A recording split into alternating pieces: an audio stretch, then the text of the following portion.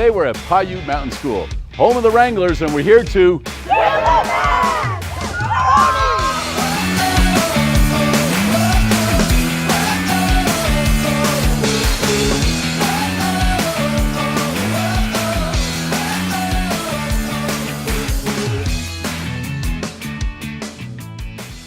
All right, we're back at Piute Mountain School, and we have the 6th, 7th, and 8th graders all working on some multiplying and then filling in a grid to see if they can come up with a strategy where they can get exactly 100, and if not, how close they can get to that 100 right there. Oh, time's up. Look at that. Perfect right there.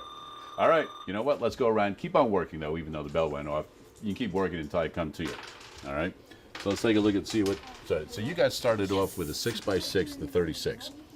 Do you remember how you shaded in first? I just put it on. So you just went all the way across starting from the top. Mm-hmm. So you went from the top working down. Yes. Right? And you've got your 10 rolls. And how many spaces do you have left? I have 4. All right, so you have 4 left. So that's pretty good. Right? Did anybody else here get, you got 4 exactly? I got 3. You got 3. 15 out of the 10 rolls? All right, so you can see it's just a chance on what numbers you're going to get. All right, and out of the 10 rolls, so far we've got 3 as the one that is in the lead so far, right? All right, let's go over here and we'll find out what these guys have been doing. All right, so you got 4 rolls, and it looks like you're about halfway through. So you're on your way to possibly filling this whole thing in. And how many do you have left? You have 4 rolls left? And how many squares do you have left? 2.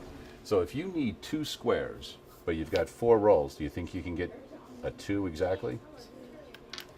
How are you going to be able to get a 2? What's the only way you can get a 2 with your dice? A 1 and a 2, right? So let's go ahead and roll them. Let's see if it happens within 4 rolls. Oh, a 2 and a 2. So write down 2 and 2, but you can't fill it in because you have more than that. All right, so let's see. You think it's going to happen? All right. You're on your last roll, huh? 5 and 3. Oh, I can't roll. too many. All right. So you're just going to do 3 more rolls in a row. 2 by 5.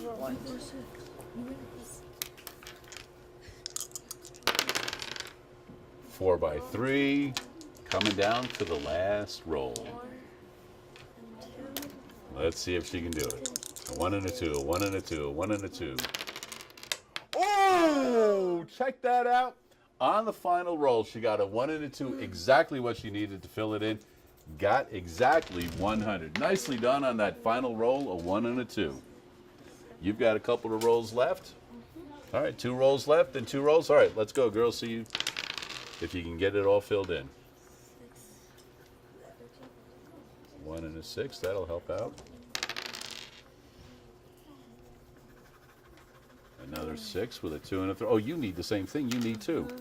Only 1 roll, though. Oh, you know what? Here, I'm going to let you do that one again because it hit her hand. Maybe that deflected it. We'll go ahead and do that again. Oh! Somebody, we got to do something else because a 1 and a 2 on your last roll, you got it. You got a 1 and a 2 on your last roll. The luck is in the room today at Piute Mountain School. All right. 6th graders are doing well. We've already gotten the 8th graders correct, and we've got somebody with 3, and we have 2 girls over there that got 1 and a 2 on the last roll. Amazing. How did you guys do? Did you get exactly 100? Yes. On 10 rolls? And you ended up, with a 1 and a 1. That's pretty close. You have 2 rolls left, but you're already full. Yes. And you got 100 in less than 10 rolls. Yes. Even better. And you got 100 in... How many rolls did you have left? You had 3 rolls and he had 2. So you know what? I think you did it the fastest, obviously, because you had 3 rolls left and got exactly 100. Nicely done. All right, so you guys see some different ways that you were able to fill these in? Uh-huh. So a couple of things happened here. There were a couple of people that got exactly 100, and there were people that got it on the last roll, which was pretty remarkable that they got exactly the numbers they needed on the last roll. There were some people that got very, very close, but ran out of rolls. And then there are people that got exactly 100 and had rolls left. So it all came out a bunch of different ways. So just on how you could fill in that grid and how you approached it. Now, you obviously did it the quickest way, probably because of the numbers you got. Was there a way that you filled it in, or did you just randomly put them anywhere? Did you start at the top and go to the bottom, or did you work outside in, or how did you do it? You just filled them in, random ones as you went along? All right, now you came along next. Do you remember how you filled yours in?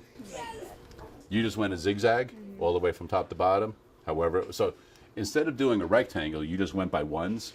I kind of went in a rectangle, but then I just filled it in. All right, so you did a rectangle and then filled them in that way and it went along? All right, there you go.